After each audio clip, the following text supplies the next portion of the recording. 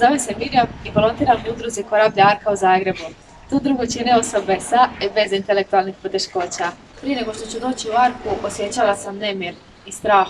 Bojala sam se u kakvom ću stanju vidjeti štićenike doma. No već pri ulasku u prostoriju osjetila sam se dobrodošlo.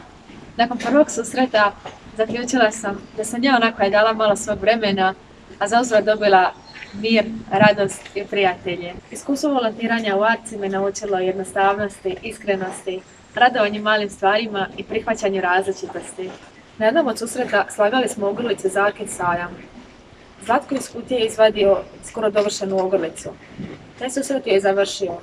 Ta ogrlica nije izgledala nešto naočito lijepo, no kada znaš da je radila osoba koja se tresu ruke, koja slabo vidi i koji treba par sati da je napravi, ta ogrlica dobiva novu vrijednost.